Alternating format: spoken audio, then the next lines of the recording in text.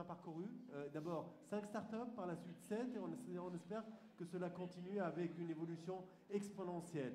Mais c'est également l'occasion de mesurer le chemin parcouru, les accomplissements également, et de réitérer les ambitions en se donnant les moyens, en faisant le bon état des lieux, le bon diagnostic, et en mobilisant surtout les différents intervenants, les différents acteurs de cette sphère, de cet écosystème. Aujourd'hui, nous avons le plaisir et l'honneur d'avoir avec nous Madame Marie-Noëlle Laveissière. Donc, on parlera tout à l'heure de votre parcours au sein d'Orange et justement comment vous avez su négocier tous les virages, surtout technologiques à un moment, au début des années 2000 notamment. Et aujourd'hui, vous êtes à la tête de la division technologie et global Innovation. Donc, je vous réitère mes vœux de bienvenue. Je suis vraiment très flatté d'être entouré par autant de talents, que ce soit au niveau de la presse. On parlera du rôle des médias, justement, dans la valorisation, dans la mise en exergue de ceux qui créent du contenu, du savoir-faire technique et technologique et artistique également. Donc, et sans plus tarder,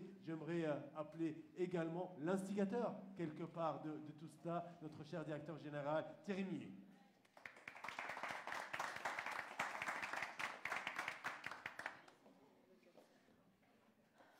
Merci Mehdi. Bonjour à tous. Donc, comme Mehdi vient de le rappeler, ça fait exactement un an en fait que il y a un an, nous faisions l'inauguration formelle de ces locaux avec notre président du conseil, Marwan Mabrouk. Et puis, nous lancions aussi la saison 1 d'Orange Fab. C'est vrai que cette année, un an plus loin, on a fait beaucoup de chemin. Dekra, je voulais en particulier, Nabil, toute l'équipe vous en féliciter parce que cette année, comme on le dit, elle en vaut 4, elle en vaut 5. Je ne veux même pas mettre de chiffres là-dessus. On a fait un grand mouvement. On a lancé, aujourd'hui on lance formellement la saison 2, mais elle est déjà underway, hein, elle est plus qu'underway. Puis la saison 1 n'est pas terminée, hein, c'est ce qu'on avait dit depuis le début. On a 7 startups dans cette saison 2. Une partie d'entre elles sont sur scène. Donc on est tous aussi toujours heureux de voir les acteurs de l'écosystème.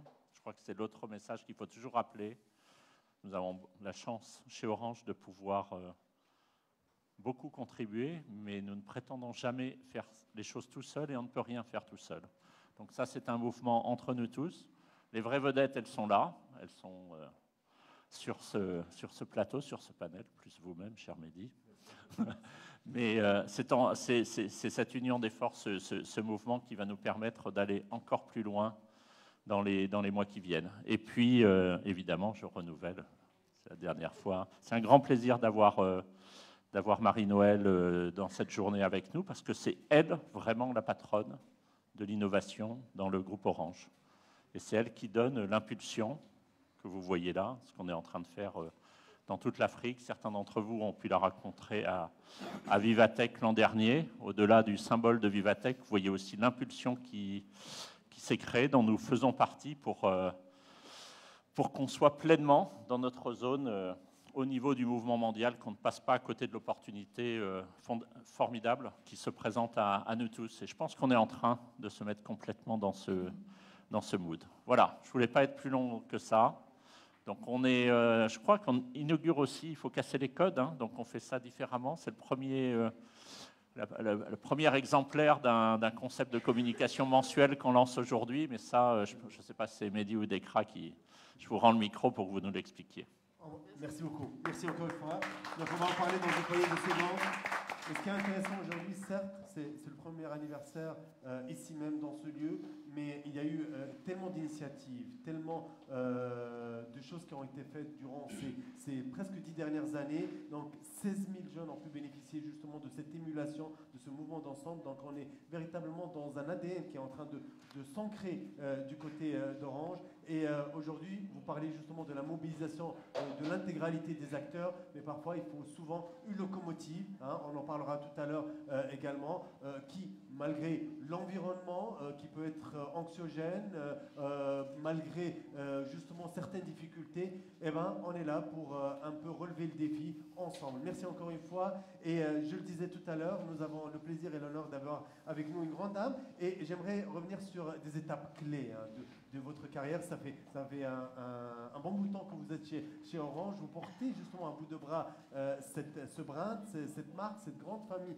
justement de l'innovation. Mais on est passé justement d'un opérateur à un acteur de la technologie majeur, et on pourra justement étayer en parlant de la distribution sur le web, du lancement de la distribution sur le web au début des années 2000. On pourra évoquer également Wanadu. On pourrait, ça semble loin dans le temps et pourtant hein, c'était révolutionnaire. On pourrait également parler de la DSL, hein, ce maillon essentiel et incontournable justement, et qui a permis justement d'être la rampe de lancement, le socle, pour pouvoir nourrir autant de rêves aujourd'hui à travers la technologie, à travers ces outils et ces leviers. Merci d'être des nôtres et je vous cède la parole justement. Bonjour à tous. Eh ben, je vous cède celui-là. Merci. Bonjour à tous, je suis ravie d'être là. L'innovation, c'est une alchimie en fait. On parle toujours de technologie quand on parle d'innovation, mais à la base, l'innovation, c'est des rencontres entre des personnes, entre une envie, entre un besoin, entre l'envie de raconter et puis sur la base de quelque chose, l'envie de contribuer. Et je pense que quand on a lancé les Fab, c'était vraiment pour se dire on ne peut plus innover tout seul aujourd'hui. C'est impossible. On peut avoir des plateformes, mais les besoins sont multiples, les envies sont multiples, et tout seul, on ne fera rien. Donc l'idée était vraiment de dire, n'opposons pas les grands, les petits, n'opposons pas les modernes et les anciens, n'opposons pas les continents, mais essayons de regarder comment, ensemble, on peut finalement avoir quelquefois des bases communes, mais évidemment beaucoup d'apports et de spécificités.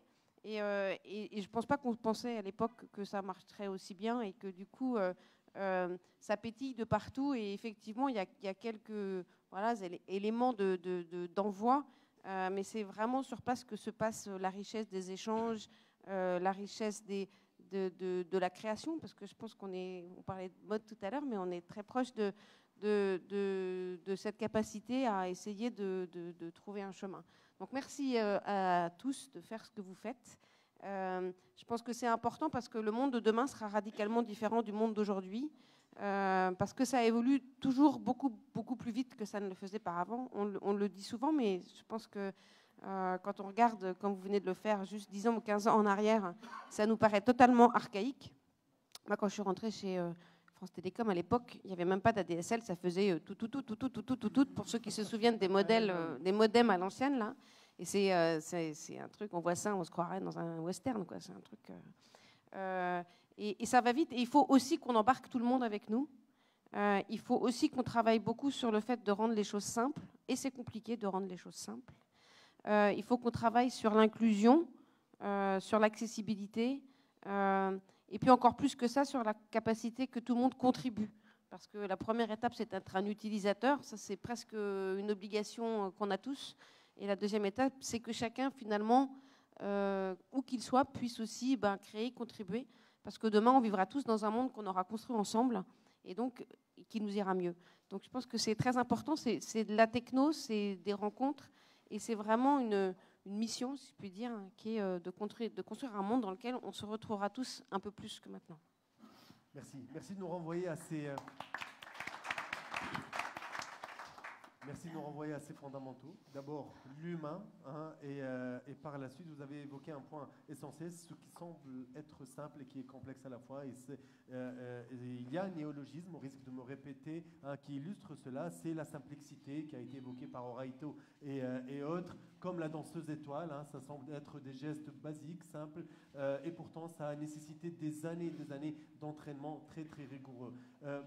Aujourd'hui également, si on reste dans la terminologie, dans les définitions, s'il fallait définir la passion ou quelqu'un de passionné, on mettrait le nom de Dhekla Khalifi dessus, qui a fait un travail formidable depuis des années. Elle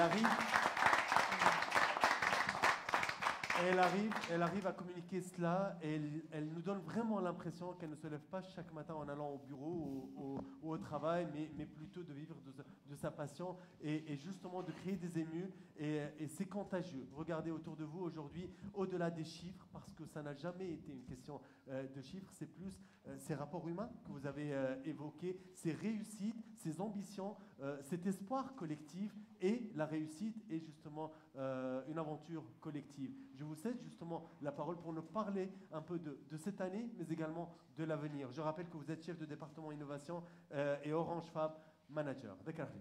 D'abord, merci. Je vous remercie tous. En fait, je me lève et je viens chez moi. Parce qu'ici, en fait, on a tous dans l'ADN cette considération d'abord pour l'humain. Et en fait, ce que je retiens de cette première année, c'est plutôt non seulement les 12 startups qu'on a accélérées, mais c'est les 40 et plus personnes que j'ai rencontrées. Parce qu'on accélère, on préaccélère, on fait connaissance, on apprend ensemble. Et en fait, je veux dire, je suis particulièrement émue, parce que c'est... L'Orange Fab, c'est comme un bébé qu'on a vu tous grandir. Et je pense que tu as encore du chemin. On a encore des choses à apprendre. Et justement, on est très, très bien entouré pour pouvoir le faire d'une manière saine. D'abord, on est accompagné par de jeunes talentueux, mais aussi, et je tiens à remercier, je vois Tarek, Yahya, je vois Ali, je vois tous les acteurs de cet écosystème qui, quand on a décidé en fait de créer un accélérateur ou un mécanisme d'accompagnement. On s'est tous concertés, on s'est tous dit il faut qu'on soit utile d'abord, il faut qu'on soit utile dans le sens où on donne le meilleur de nous-mêmes pour pouvoir aider justement ces jeunes. Parce que la nouvelle économie et en fait, l'évolution qu'on va voir dans quelques années, peut-être que notre contribution, c'est seulement d'accompagner et d'aider. Et c'est à eux ensuite de faire le chemin, si on peut le dire. En tout cas, j'espère qu'on l'a bien fait et je promets qu'on le fera encore mieux.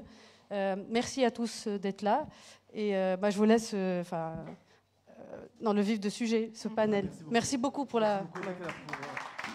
Et à travers vous, bien entendu, toute la gratitude, les remerciements à l'intégralité des acteurs, toutes les pièces du puzzle justement d'Orange Fab qui font un travail formidable au quotidien. Aujourd'hui, je le disais tout à l'heure, nous avons des profils très différents, des start-upers d'un côté, des femmes et un homme des médias, tiens, pour la petite histoire, pour justement évoquer un peu l'état des lieux et ce qui peut être fait dans l'avenir. D'abord, Marouane Zmaïd, Attila, merci d'être des nôtres. Également, Mohamed Marouchi, Exabot. On va parler également de votre parcours tout à l'heure. La reine du dressing, Dabchi, bien entendu, l'incontournable Emeni Mansouri et bien entendu, Houssem Maïza Galactech. Et nous avons le Boursa qui est là avec Smaïl Bensessi. Mon ami, ma collègue également, Asma Rihan, Express FM, et Sahar Meshi, le manager. On va démarrer justement avec une question essentielle et je m'adresse à vous, Marouane, pour faire un état des lieux. Aujourd'hui, vous avez un peu la double casquette. Vous avez touché aux médias, vous êtes de l'autre côté de la barrière en tant qu'entrepreneur, vous avez vécu les bienfaits d'un cadre juridique qui a évolué ces derniers mois, des initiatives également au sein de grandes structures telles qu'Orange. Et quel état des lieux? Quel diagnostic aujourd'hui? Aujourd'hui, si on veut commencer évidemment par les chiffres, on peut parler qu'aujourd'hui, avec le digital, avec le changement des habitudes des consommateurs, on peut le voir clairement sur les statistiques de la pénétration, par exemple, de la data mobile en Tunisie qui atteint les 70%, la pénétration aussi des réseaux sociaux. Donc, on a 8 millions de Tunisiens qui ont au moins un compte Facebook. Et on peut parler évidemment aussi de tous ces usages-là qui ont... Voilà. C'est des préalables favorables. Il y a une attente de la part de tous ces usagers-là à de nouveaux usages, à de nouveaux services et évidemment des besoins auxquels on répond, ça crée de nouveaux besoins, d'où cette logique évidemment d'innovation et de création de start-up. Aujourd'hui, si on veut voir les chiffres sur l'état des lieux, on peut voir avec évidemment, comme tu l'as bien dit, le cadre légal, le Startup Act qui a été lancé l'année dernière. Moi, je voudrais regarder plus le nombre de personnes qui ont déposé la demande, plus que ceux qui ont été labellisés. On peut compter plus que 300 déjà. Donc, cela montre évidemment un engouement de cet écosystème qui veut innover, qui veut avancer, qui veut proposer ses services, que ce soit en mode B2B pour les entreprises ou bien attaquer le marché. Aujourd'hui, si on veut parler aussi d'état de lieu, on peut voir les coworking space. C'est petits acteurs qui permettent à ces entrepreneurs de se rencontrer pour le réseautage, pour développer des idées, pour rencontrer des clients. On en compte plus que 49 en Tunisie. C'est un chiffre toujours en croissance avec les aides qui existent pour ce type de structure d'accompagnement. Avec une volonté également de les répartir sur l'intégralité du territoire. Absolument, dans les régions aussi, on peut les voir. Et évidemment, avec les coworking space, il y a toute la chaîne évidemment de valeur qu'on appelle les business development services, si on veut rester sur la terminologie technique, qui est en train de se développer. De l'ideation stage, l'accélération, l'investissement, l'accompagnement à l'international. Et aujourd'hui, on a une chaîne de valeur qui commence évidemment à prendre forme. Il y a toujours donc une attente toujours croissante de la part des start-upers, de la part des entrepreneurs. Plus on en fait, plus ils en demandent. Plus ils avancent, plus leurs besoins vont avancer. On peut voir ça sur les 5 dernières années. Les attentes des entrepreneurs tunisiens ont évolué. Par exemple, sur l'investissement, des tickets de 150 000, 200 000. Aujourd'hui, on nous demande sur du 1 million, du 2 millions. On a des startups matures qui veulent croître, qui veulent aller à l'international. Donc la demande évolue. L'écosystème est en train d'évoluer. Le cadre légal est là et ceci ne peut que créer de nouvelles opportunités pour grandir. On a une semaine assez chargée en termes d'actualité également, hein, en termes de projets de loi sur le crowdfunding et voilà. autres. Et l'étudiant entrepreneur. Parler. Je me tourne vers vous justement. S'il fallait établir une analogie, un benchmarking par rapport à cet environnement, est-ce qu'on est dans une chronologie qui est préétablie par rapport à d'autres pays? On est redevable d'attendre un certain nombre d'années où on pourrait emprunter certains raccourcis qui pourraient éventuellement faire gagner du temps à tout cet écosystème, à tout cet environnement? Et quel pourrait être le rôle justement d'Orange ou autre pour être un catalyseur dans ce cas de figure? Je pense qu'il n'y a pas de chemin prédéfini et il n'y a pas d'étape à franchir. Les choses vont vite et donc plus on arrive à un moment donné, de toute façon, plus on avance rapidement. Ce que Orange peut faire, nous, notre leitmotiv, c'est de dire repérer, soutenir, promouvoir. Parce qu'il y a aussi beaucoup d'initiatives et puis finalement, quelquefois, c'est pas facile de réussir à montrer son app, son idée dans un flux important. Donc on a beaucoup plus de moyens de toucher tout le monde, mais en même temps, il y a tellement de gens qui ont plus de moyens que c'est quand même un peu une gentille cacophonie. Et donc ce qu'on peut déjà faire, c'est ce qui est fait dans tous les pays, parce que ça doit être évidemment au plus proche des innovateurs, c'est identifier un certain nombre d'idées, identifier un certain nombre de start-up, de projets, très très très projets, early stage, où on a l'idée, ou alors des fois on travaille avec des start-up qui sont déjà beaucoup plus matures. Promouvoir et soutenir. Alors soutenir, ça peut être financièrement, parce qu'on a effectivement des dispositifs financiers qui font qu'on peut prendre une participation dans la start-up et puis la suivre et regarder comment elle se développe. Ça peut être aussi la soutenir avec de l'expertise. Avoir la capacité à être en relation avec un expert de propriété intellectuelle pendant une demi-journée, ou avoir un expert en infra, ou avoir un expert sécurité. Et donc nous, on dit l'expertise, les experts d'Orange sont à disposition des startups. Donc si vous avez besoin de quelqu'un, dites-le, et on va essayer de le trouver dans le groupe ou chez un partenaire si on ne l'a pas. Et je pense que c'est important aussi parce que c'est des choses qui sont aussi à mettre en place au début, on n'y pense pas toujours. Ça peut être techno, ça peut être business plan, ça peut être legal, ça peut être propriété intellectuelle. Et puis après, promouvoir. Alors évidemment, promouvoir en interne Orange. Est-ce qu'on peut faire de l'innovation ensemble, co-innover? Et ça s'est passé beaucoup, c'est-à-dire qu'on a plein de choses à faire ensemble pour aller voir des clients d'Orange ou pour aller voir des clients de la start-up ou pour aller voir les clients ensemble. Tout ça est ouvert, il n'y a pas de schéma dans le B2B, dans le B2C ou ailleurs.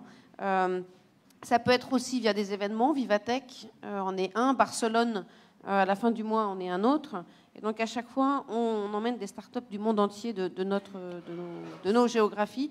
On leur offre le stand.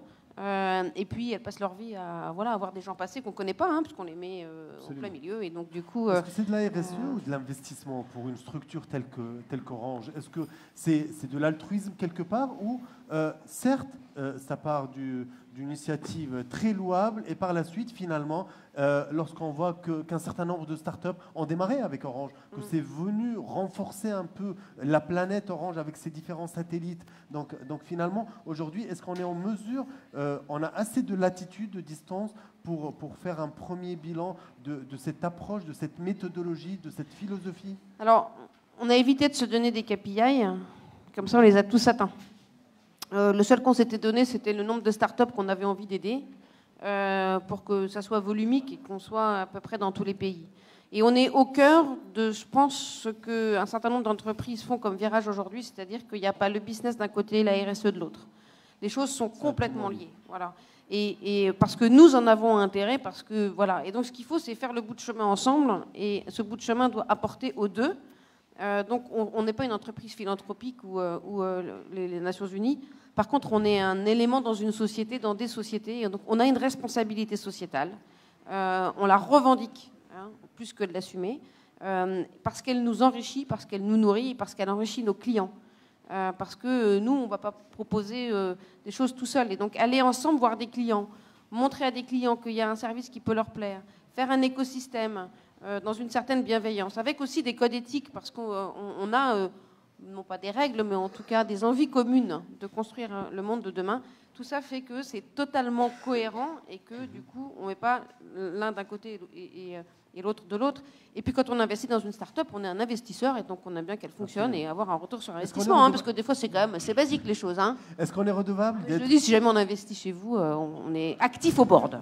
Est-ce qu'on est redevable d'être une structure qui évolue dans ce monde des technologies pour justement porter à bout de bras ce genre de projet ou mettre en place ce genre de structure? Est-ce que moi, qui suis un mastodonte de l'agroalimentaire, je ne pourrais pas justement être dans cette innovation dans mon domaine respectif? Mais c'est très important aujourd'hui, et on s'en aperçoit de plus en plus, que l'évolution des technologies rapproche finalement, j'allais dire, les infrastructures, en tout cas le cadre, du métier. Quand on va voir un grand client aujourd'hui, avant on allait le voir et on allait voir le patron des achats et on lui vendait des tuyaux et il nous disait je veux 2 fois plus pour 2 fois moins cher. C'était assez classique.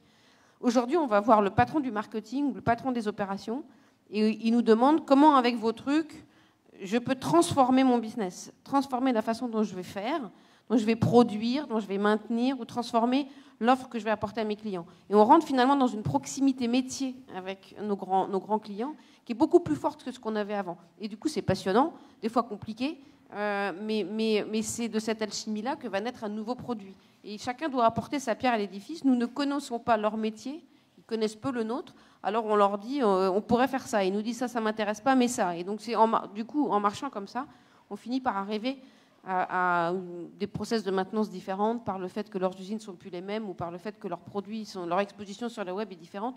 Donc c'est chacun qui va voir ce qu'il doit faire. Et ça nous apprend beaucoup, c'est-à-dire qu'on sort plus intelligent d'une réunion client, ou on sort plus intelligent d'une session avec nos startups. On est en même temps, on a les mêmes méthodes de travail, et ce n'est pas les nôtres. Et donc ces méthodes-là nous apportent à nous beaucoup. Et si l'agilité a pris aussi beaucoup dans le groupe, et si on a beaucoup avancé sur nos méthodes de travail, c'est aussi parce qu'on a beaucoup appris. On a essayé de planter le décor quelque part, de voir ce qui a été fait jusque-là sur le plan législatif, sur l'état d'esprit également, sur les efforts qui ont été déployés par les uns et les autres. Volet médias, côté visibilité, côté vulgarisation, côté exposition, où est-ce qu'on en est par rapport à cet environnement dans son ensemble?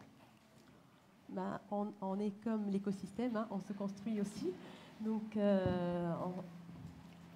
je pense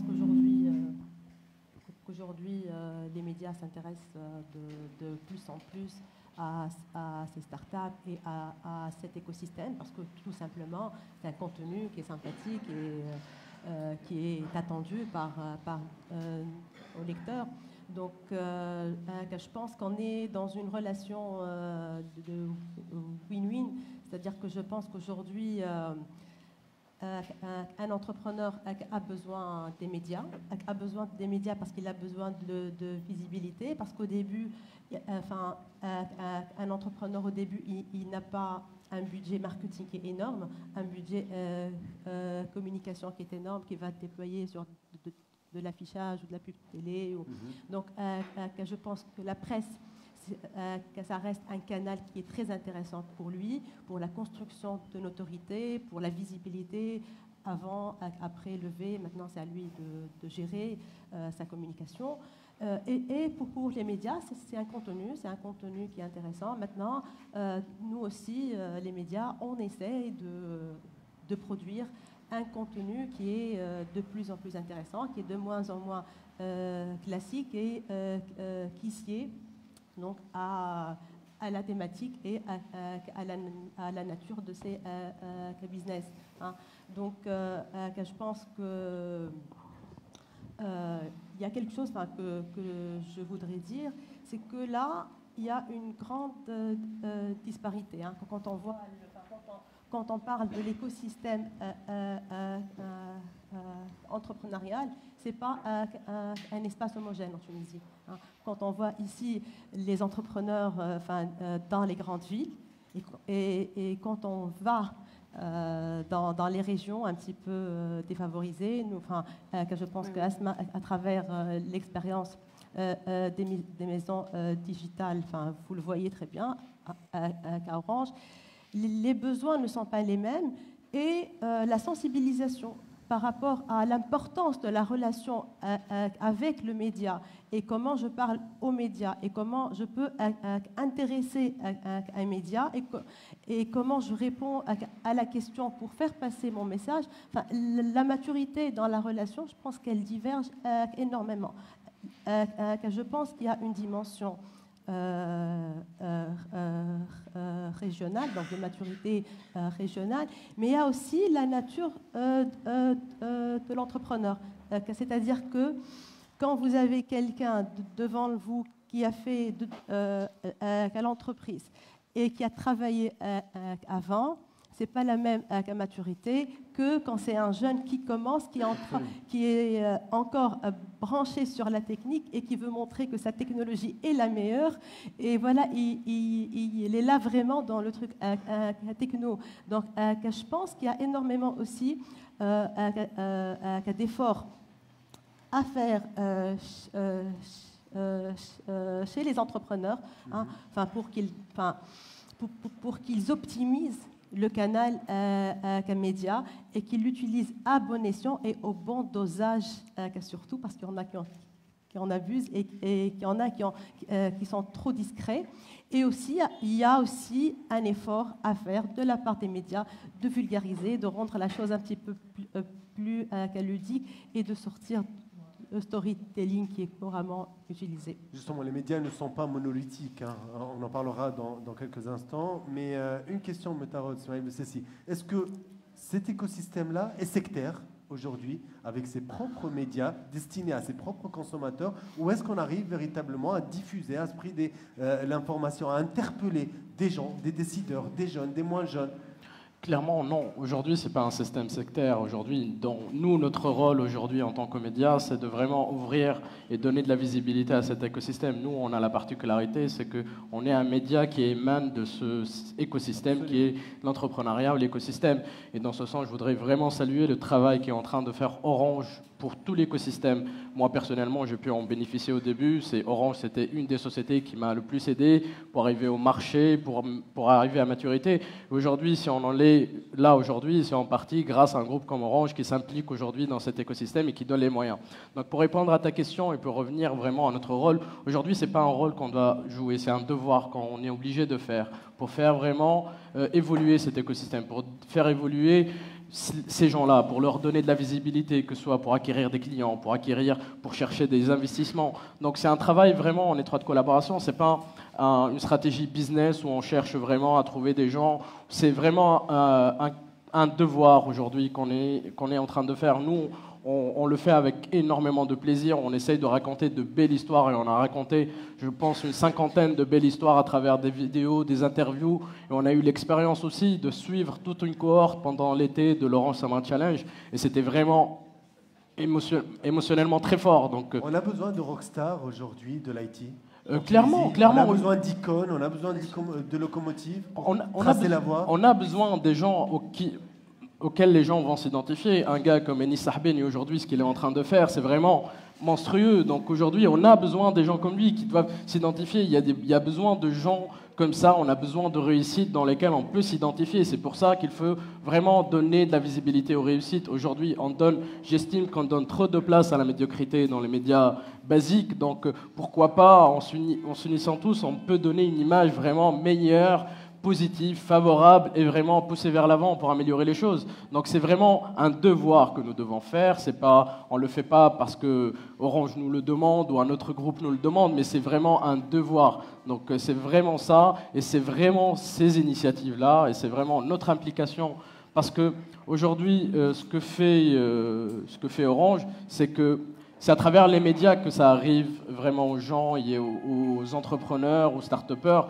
Et c'est voilà, donc il faut raconter de belles histoires. Et Dieu sait qu'il y en a de belles histoires aujourd'hui dans tout l'écosystème que Orange est en train de créer, a créé et est en train de faire évoluer. Fédérer, inspirer, justement, c'est le rôle, raconter de belles histoires, le rôle des médias. Mohamed Malouchi, aujourd'hui, justement, concrètement, quelle est la valeur ajoutée pour un entrepreneur d'intégrer une structure comme Orange Fab pour accompagnement, pour conseil, pour encadrement? Alors permettez-moi d'abord de raconter un peu notre histoire parce que l'aventure elle a commencé en début de l'année 2019. Nous voilà maintenant un an après c'est-à-dire c'est merveilleux de voir une vision se concrétiser, des objectifs qui sont atteints. Et donc en fait l'aventure elle a commencé en début d'année 2019. Et en fait, il y a deux aspects positifs par rapport à l'accélération chez Orange Fab. Le premier aspect se rapporte aux sessions de mentoring, que ce soit dans le business development ou l'RH ou le pitch. Donc, quelque part, ça fournit aux start-upers tels que nous des outils, une boîte à outils qui permet aux start-upers de bien mener sa quête. Et donc ça, c'est un premier aspect. Donc ça a boosté nos compétences entrepreneuriales, ça nous a permis de remettre en question certaines hypothèses qu'on s'est mis au départ. Et le deuxième aspect, en fait, c'est la mise en relation avec Orange, l'entreprise. Et donc ça nous a permis, en fait, de prouver qu'une start-up peut livrer. Et donc c'est vraiment quelque chose d'exceptionnel parce que quelque part, il faut générer des expériences positives pour changer les croyances et pour ainsi changer la culture. Et donc ça va certainement encourager d'autres grandes entreprises à travailler avec les startups et ainsi faire fructifier son produit et son avancement. Madame la Vessière, justement, on a un exemple justement de quelqu'un qui a pu prendre de muscles, évoluer sous l'étendard d'Orange. Vous êtes présent à peu près dans 17 pays, si je ne me trompe pas, à travers l'Orange Fab. Quelle perspective business et quelle valeur ajoutée justement et pour les startups et pour Orange?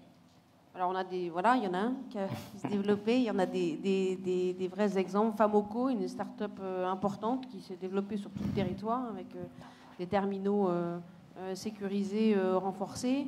On a fait de belles choses dans des sujets beaucoup plus techno où des startups peuvent mettre un morceau de code en fait dans nos équipements ou dans nos réseaux. Ou alors on l'a fait de façon indirecte, on les a mis en relation avec Nokia, Ericsson, Huawei, etc. pour que leurs briques logicielles soient du coup dans les catalogues des grands vendors et pour profiter de leur force de frappe parce qu'ils ne peuvent pas, eux, aller faire le tour du monde quand ils sont trois. Donc des belles histoires, il y en a beaucoup. On commence par, effectivement, alors un peu égoïste quand même, par travailler avec eux au sein d'Orange, mais on a aussi, avec Singtel, Deutsche Telekom, un échange de nos startups, c'est-à-dire qu'ils nous présentent toutes les startups qu'ils ont vues et nous, on leur présente toutes les startups qu'ils ont vues. Et on a des startups qu'on avait sélectionnées dont le premier client a été Deutsche Telekom et pas nous, parce que ça fitait, parce qu'ils étaient prêts. Et donc, ça fait 3 gros opérateurs mondiaux sur tous les continents. Et donc, ça commence à donner un peu plus d'exposition. Et puis, on les présente aussi à nos partenaires, et en particulier aux grands équipementiers, pour pouvoir avoir un morceau de code qui rentre dans le téléphone mobile. Enfin, il y a beaucoup de choses à faire. Et c'est pas écrit à l'avance. Après, il y a des gens avec qui ils ont bénéficié d'un certain nombre de choses, de coaching, de pitch, etc. On fait aussi des soirées investisseurs, donc ils pitchent devant des investisseurs. En fait, ils ont trouvé des investisseurs. Ensuite, nous, on n'a pas trouvé de marché commun. On a fait un morceau de route ensemble, et c'est très bien. Et c'est pas grave, parce que si on s'oblige à réussir, on va faire des erreurs. Et on ne veut pas non plus engluer les startups, donc j'y vais pas, non, je suis pas trop sûre, parce que c'est trop long. Quand on sent que ça va marcher, ça va vite. Voilà. Et si ça ne doit pas marcher, c'est pas grave. Vous voyez défiler devant vous, dans votre studio, à chaque fois des dizaines et des dizaines de startups, mais vous avez également cette marge de manœuvre pour inviter d'autres intervenants de l'écosystème. Est-ce qu'aujourd'hui, une startup, c'est un rendement et un impact purement technique, ou est-ce que c'est également le réseau, la visibilité, la communication et tous ces ingrédients, cet alignement des planètes qui permet véritablement de parler de succès et de réussite? Alors justement, quand on parle start-up, justement, on pense souvent et directement à la levée de fonds, ou directement à un incubateur, mais jamais on pense aux problématiques réelles auxquelles il est confronté le start-upper chaque jour, les démons qu'il subit à chaque moment, ces questions qui sont là et qui lui empêchent de dormir le soir. Ça, on le sent, on essaye de le véhiculer, parce que c'est ça, l'entrepreneuriat, et avant tout, c'est une histoire humaine, c'est un chemin, c'est comme un ascenseur émotionnel, en fait.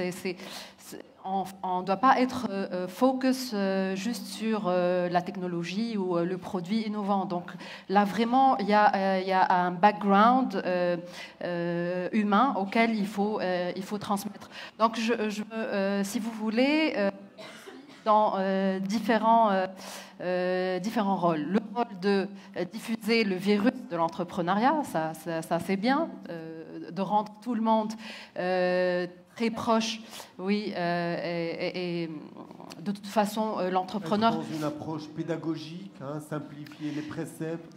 Pédagogique, oui, peut-être dans une forme de romancer un petit peu l'entrepreneuriat. De toute façon, ça, c'est la phase que tous les médias ont entrée, forcément, parce que, voilà, on aime trop les storytelling, on aime embellir ces aventures entrepreneuriales, et tu as parlé de starification de ces entrepreneurs. Donc oui, en tant que média, on a besoin de ces storytelling.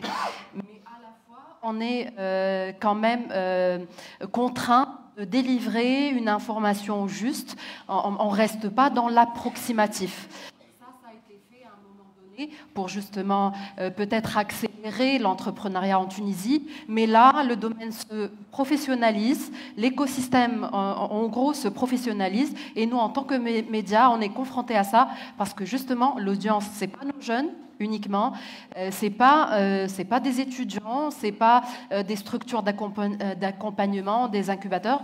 Il y a aussi les investisseurs auxquels ils sont friands et ont besoin d'informations justes, de données financières. Et là, de ce côté-là, on est vraiment un petit peu loin de ce côté-là. Quand on parle de valorisation de start-up, ou qu'on demande à un start-upper, tu es dans quelle phase de chiffre d'affaires, combien tu as généré de chiffre d'affaires. Et là, il est automatiquement dans une approche, je dirais, de défiance, ou comment je dirais, de malaise général. Et là, on doit justement peut-être arriver à un point de surpasser ces malaises-là. Justement. Et ça reste culturel, que ce soit sur le plan économique ou le rapport à l'argent que vous évoquez.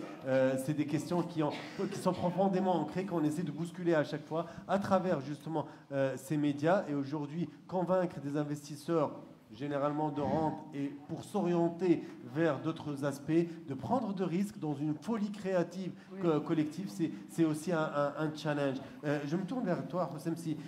Galactech, aujourd'hui, on a parlé avec Asma de networking, on a parlé de visibilité, on a parlé de communication, mais le mentorat, l'importance du mentorat dans cette question de process de genèse. Peut-être, dans mon cas, avoir un mentor, c'était quelque chose de très très spécial et très nécessaire parce que j'ai démarré Galactech à l'âge de 21 ans. Donc j'avais aucune idée comment créer sa propre start-up, j'avais aucune idée comment former une équipe ou comment même démarrer un marché au début. Et du coup là j'ai trouvé beaucoup de difficultés afin de vraiment avoir une première phase significative dans l'évolution de Galactech. Au départ, on a commencé en tant que boîte de développement de jeux vidéo. On ne savait pas, donc on était, je me rappelle la première fois où j'ai proposé à mes camarades de créer Galactech, c'était à cause d'un article que j'ai lu, c'était à propos d'un jeu qui gagnait à l'époque 50 000 € par jour. Donc on s'est dit, comme tout entrepreneur ou wannabe entrepreneur de 21 ans, donc nous allons créer notre premier jeu et nous allons devenir des milliardaires. Et donc pendant 1 an et demi, nous avons travaillé, bossé jour et nuit afin de créer notre premier jeu. Et là, je me rappelle, on a gagné pratiquement 2,25 €. C'était pas loin des 50 000. Oui, quand même. Voilà. Et là, du coup, donc c'était la première fois où la réalité te rattrape et tu te rends compte que c'est pas aussi facile que ça ressemble. Et donc là, tu as besoin de quelqu'un qui peut te guider afin de vraiment atteindre les objectifs d'une start-up qui cherche à grandir et à accélérer sa croissance et tout. Donc on a trouvé en quelque sorte beaucoup de c'était une excellente idée de vraiment chercher à comment trouver son premier client avant de créer son produit, de savoir comment commercialiser son produit avant de commencer à créer son propre produit. Et c'est là où on a trouvé un niche en travaillant avec les opérateurs télécoms. C'était l'idée de pourquoi on ne devient pas des agrégateurs de jeux pour les développeurs locaux de notre pays. Donc on connaît très bien beaucoup d'amis qui sont des développeurs, là à l'ISIN par exemple, à Esprit ou d'autres écoles, qui sont de très bons développeurs de jeux. On s'est dit pourquoi pas, vous aussi qui cherchez à développer vos propres jeux, on crée tous ensemble un catalogue ou disons un portail qui comporte tous ces jeux et on peut le commercialiser à travers une entité. On ne savait pas c'était quel type d'entité, si c'était des publishers, un opérateur télécom et tout. Et là, c'était par pure coïncidence qu'on a fait la rencontre d'opérateurs télécoms lors d'un événement de jeux vidéo. Et depuis, c'était parfait de faire la rencontre de Dekra à l'époque, parce que Orange Fab, c'est exactement ce qu'on cherchait. Nous sommes une start-up contenu / télécom, qui est accéléré par un opérateur télécom. Donc Orange sont au cœur de la métier. Ils ont des dizaines d'années de savoir et de savoir-faire, donc ils peuvent nous aider à vraiment avoir un business model qui est fiable et qui est en quelque sorte direct. Et depuis, donc, après avoir donc, eu quelques sessions avec nos mentors ici à Orange Fab, nous avons carrément changé de conduite. Nous avons changé de business model, nous avons changé même la manière avec laquelle... Flexibilité, agilité, exactement. Des impératifs. Ce qu'on fait à Galactech, disons, pendant une semaine ou 10 jours, ça prend 6 mois en termes de corporate.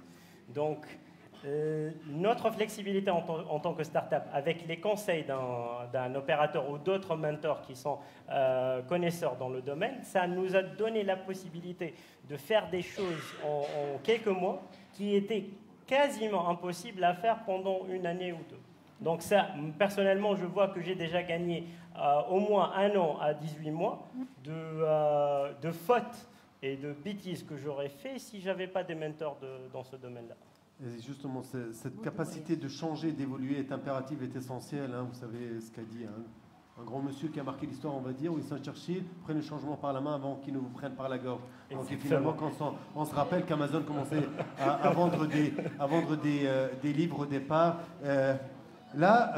allez, une minute qu'on le veuille ou pas, dans une société patriarcale, où il y a également cet environnement, je sais que tu abordes, tu détestes un peu cette question qui va être posée, mais on va le faire, hein, puisque aujourd'hui la question genre se pose également dans ce monde de l'IT, dans ce monde de l'entrepreneuriat.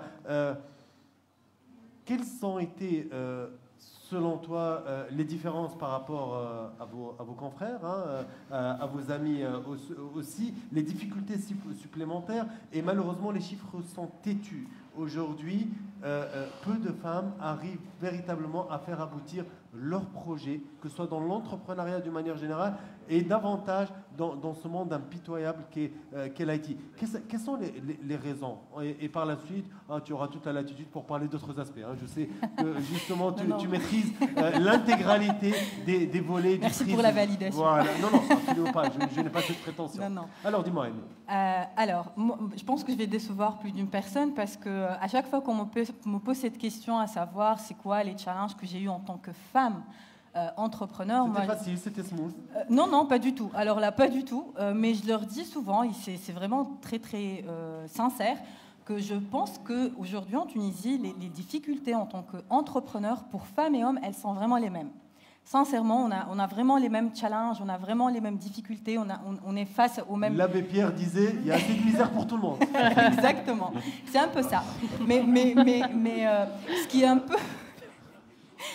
En fait, il faut vraiment se poser la question pourquoi pour les femmes c'est un peu plus difficile en fait d'entreprendre. C'est vrai qu'aujourd'hui le domaine de l'entrepreneuriat il est majoritairement représenté par les hommes.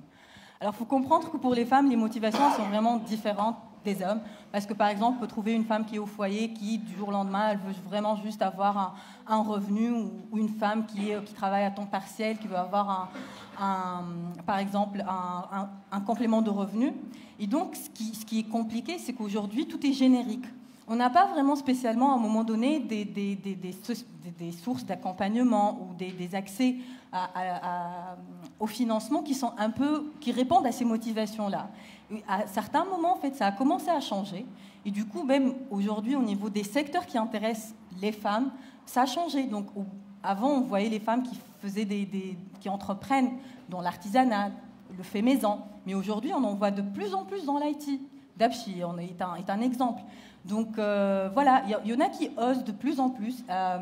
Pourquoi? Je dirais plutôt parce que majoritairement, les femmes n'entreprennent pas parce qu'elles sont juste des femmes. On leur a dit que voilà, en fait, il y a cette pression-là de la société, il y a cette pression-là, en fait, la peur de l'échec, parce que quand une femme échoue, c'est la catastrophe. Quand un homme échoue, c'est pas grave. Il y a aussi cette mentalité en fait de dire que voilà en fait les responsabilités en fait du foyer tout ça en fait ça revient souvent à la femme et pas à l'homme. Donc voilà, ça vient de cette peur-là en fait d'échouer et de pas bien faire les choses et c'est ce qui a freiné les femmes pendant des années à aller vers l'avant et à entreprendre. Mais dernièrement, elles ont commencé à oser, donc on en voit de plus en plus aujourd'hui qui entreprennent, mais aussi, et c'est là où vraiment ça intervient votre rôle en tant que média, on représente de plus en plus de femmes role models, on représente de plus en plus des femmes qui ont réussi et qui partagent en fait ça. En fait, moi par exemple, je suis souvent sollicitée pour aller dans des facs, à la radio, etc. Et j'essaie, en fait, quand je vois des jeunes qui sont là pour me dire « oui, on est inspiré par vous », etc., je me dis c'est une responsabilité pour moi. Il faut vraiment que je fasse attention au message que je vais leur passer. Il faut vraiment que je leur dise que c'est difficile, mais c'est pas parce que tu es une femme. C'est difficile parce qu'entreprendre, c'est difficile. C'est vraiment, faut vraiment, je sais pas quoi dire, mais voilà, c'est vraiment, faut avoir beaucoup de courage et beaucoup de folie en fait pour aller entreprendre. Donc voilà, moi je reste redevable vraiment à quelqu'un comme Asma Rihan qui à chaque fois il y a une nouveauté chez Dapchi ou dans le monde de l'e-commerce et les marketplaces, elle arrête pas de m'inviter, etc. Avec, là, j'ai pas fait partie d'Orange Fab, mais à chaque fois que je la sollicite, que j'essaie de trouver des synergies entre Dapchi et Orange, etc. Elle est là, elle écoute, ou à des entrepreneurs comme Emira Chaniour, par exemple, ici présente. Justement, elle est où, Emile? On aimerait avoir son retour d'expérience, hein, son témoignage. Et c'est un milieu très particulier aussi. Hein. On parle d'agronomie, on parle d'irrigation. Sibex, oui, je suis là. Ça fait plaisir aussi de parler juste après sa meilleure amie, une femme entrepreneur que j'adore aussi. Donc oui, c'est un milieu qui est un peu unique pour une femme, faire de l'IT pour l'agriculture. Donc je fais partie des startups qui sont préaccélérées et accélérées par Orange. L'aventure elle a commencé depuis 2018 suite au POESAM. Donc on était les gagnants de premier prix d'entrepreneur social 2018. Et du coup on a eu ce privilège d'être supporté par Orange en tant qu'opérateur. Et je salue au fait Orange pour cette vision, parce qu'aujourd'hui trouver un opérateur qui sort de ce chemin classique d'être justement un opérateur, un simple opérateur pour soutenir l'innovation et supporter les startups les quatre coins du monde, c'est quand même spécial. Est-ce que ça offre de la crédibilité autour d'une table avec des investisseurs ou autres, de dire voilà, je fais partie d'Orange Fab, on m'a fait confiance et ces gens-là trouvent qu'il y a du potentiel, il y a véritablement des choses à faire et à construire. Effectivement, donc d'après notre expérience, nous en fait avec Orange, on est sur du concret. Donc aujourd'hui, on est sur un pilote qui est le premier en Tunisie en agriculture de précision pour l'agrume, et on a inclus toutes les parties prenantes comme les centres techniques par exemple, et ce en partenariat avec Orange AMEA.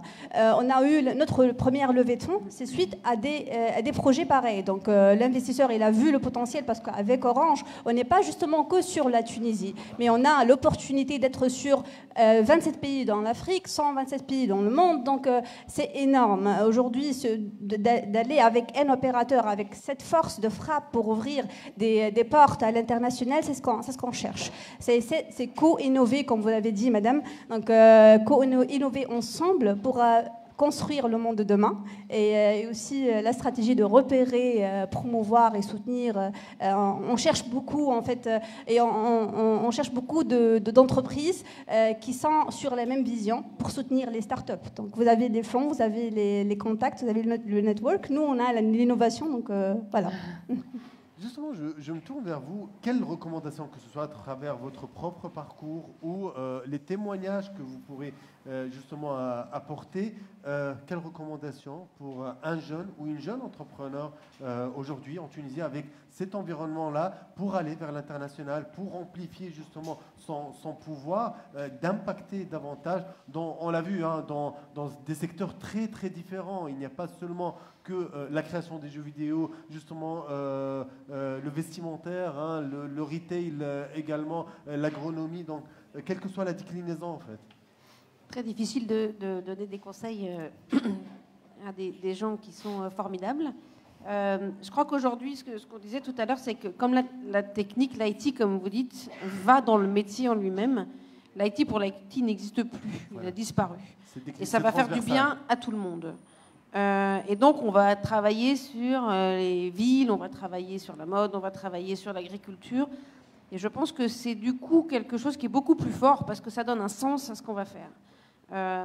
Et donc, je pense que tous ceux qui ont une envie, parce qu'ils ont vécu quelque chose, parce qu'ils ont vu, parce qu'ils ont rêvé, je pense que la première chose à dire, c'est tenter, essayer. Alors, vous ne savez pas tout faire, on ne peut pas avoir l'IT plus le métier plus tout. Et donc, allez chercher des gens, hein, on ne fait pas tout seul. On est une équipe. Après, on a une grande famille autour. Et puis, j'essaye, je tente, j'arrive pas, j'arrête. Donc je peux me tromper. Si je me suis trompée, j'en sors encore plus fort. J'arrête rapidement. Parce que l'idée n'est pas d'avoir tort ou raison. Je crois que ça n'existe plus non plus. L'idée, c'est de dire, j'ai eu une idée, j'essaye, finalement, je vais faire un peu différemment. Et c'est de progresser. Voilà. Et donc je pense que les investisseurs le comprennent aussi. Donc il n'y a plus l'IT pour l'IT, qui était quand même un peu cauchemardesque. Personne n'a tort et personne n'a raison. Mais je pense qu'ensemble, on peut y arriver. Et si quelqu'un a envie, jeune ou pas jeune, je pense que juste il faut qu'ils le disent et qu'ils essayent de trouver des bons contacts pour former une équipe. Je me tourne vers le trident médiatique. Je démarre avec vous, Asma El Rehan. justement aujourd'hui, s'il fallait prodiguer des conseils à l'entrepreneur, c'est d'aller vers les médias, c'est de faire le pas, c'est d'être proactif, d'être dans la présentation succincte de son entreprise, de vulgariser les préceptes, les concepts. Que doit faire un jeune entrepreneur qui est déjà le nez dans le guidon, qui est déjà plus que débordé, qui n'a pas forcément les moyens d'aller chercher des conseils en communication ou autre? Quelle est la bonne recette selon vous? Alors la bonne recette, il n'y en a pas, mais justement, pour un start-upper, c'est très important pour lui d'être accompagné.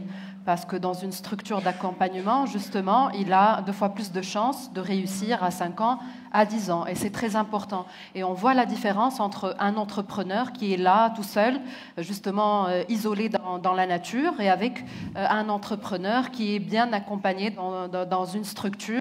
On sent très bien dans quelle phase il est, que ce soit au démarrage, dans l'idéation, le fait que la structure d'accompagnement essaye de le challenger, d'aiguiller son idée, de le confronter au marché, aux produits, à son client. C'est très important. On voit ça en tant que média, on sent le côté professionnel de son discours. Après, il va certainement penser au le prototypage et puis l'amorçage et tout ça.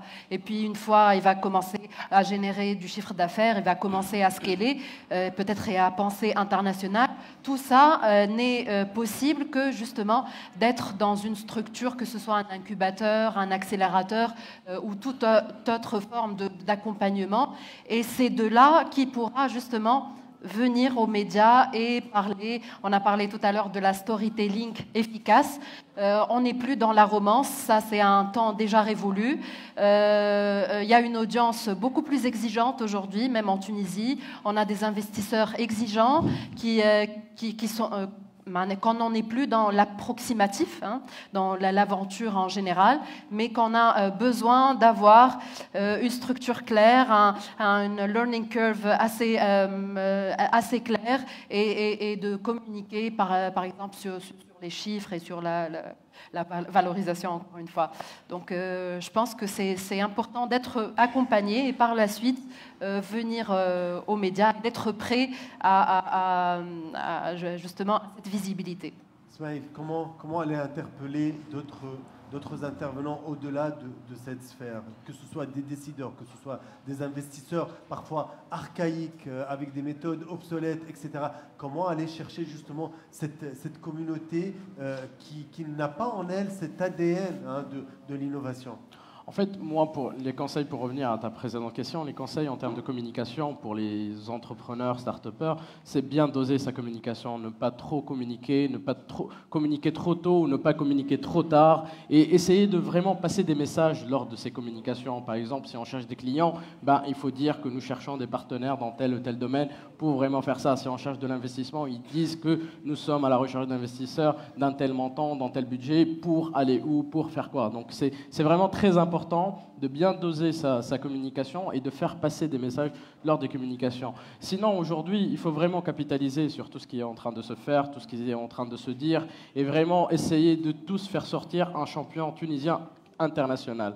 Donc aujourd'hui, c'est à la base de la Tunisie, on veut tous qu'il y ait aujourd'hui vraiment... On dit unicorne, mais même, c'est vraiment impossible qu'il y ait une unicorne qui travaille uniquement sur le marché tunisien, parce que le marché, il est ce qu'il est, et on ne peut pas vraiment développer. Mais aujourd'hui, on peut développer des champions régionaux, des champions qui pourront être vraiment leaders, absolument, et qui vont travailler sur la région. Et aujourd'hui, ce que fait Orange, c'est qu'elle fait des ponts. Parce qu'Orange, elle est présente dans la région, donc elle peut faire des ponts entre la Tunisie, le Maroc, le Sénégal, la Côte d'Ivoire. Donc c'est vraiment ça, c'est qu'il faut vraiment qu'on travaille tous la main dans la main et vraiment essayer de créer ce champion national qui, lui, va être le porte-drapeau de cet écosystème entrepreneurial qui avance. Moi, personnellement, je suis rentré m'installer en Tunisie il y a 4 ans, et depuis 4 ans, mais c'est extraordinaire ce qui se passe dans ce pays, c'est vraiment hallucinant. Tu vois des choses tous les jours, les choses évoluer, il y a plein de choses positives. Et nous, clairement, même nous, on évolue. Aujourd'hui, on était dans un média de niche spécialisé dans l'actualité économique, financière. Là, on est sur un autre projet qui est un média 100% vidéo, qui est pour couvrir une catégorie de gens qui n'est pas couverte par les médias. C'est les 15-25, c'est les millennials. Et sur ça, et l'idée, c'est de vraiment intégrer des créateurs de contenu, de les former sur ces métiers du montage, du cadrage. Et ça va être vraiment une évolution. Donc, et dans ce média-là, clairement, qui va être lancé dans les semaines à venir, une grosse part de notre contenu, ça sera vraiment entièrement dédié aux entrepreneurs, aux startups, à des initiatives comme l'OSC, à des initiatives comme l'Orange Fab, pour vraiment donner de la visibilité encore plus, différemment et de manière efficace et optimale. Merci beaucoup, Sahal Machi, pour finir et très brièvement. Donc, aujourd'hui, le manager, que recommande-t-il à ses chers managers, justement? Le manager. D'abord, je voudrais juste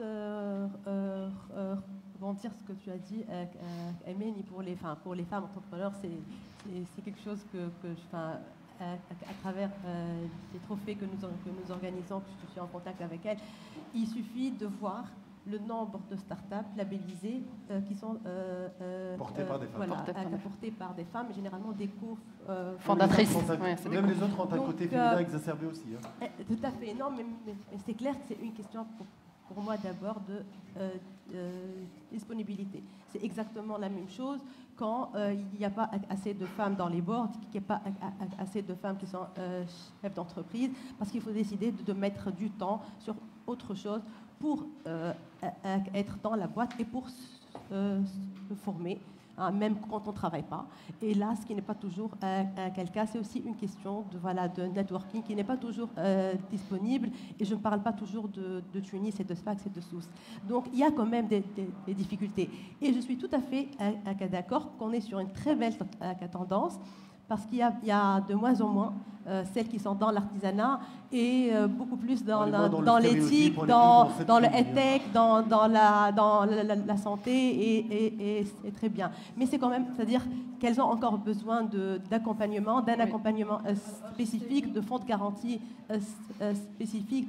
Il y a quand même des mécanismes à mettre en place et qui émanent d'une réalité. Alors, je suis tout à fait d'accord, hein. Je suis vraiment pas en train de nier, mais je suis en train de dire que la posture de la femme elle-même, elle doit vraiment changer. Aujourd'hui, oui, par exemple, mais c'est ce que j'ai essayé de dire. Par exemple, moi, j'ai 2 cofondateurs, c'est des hommes.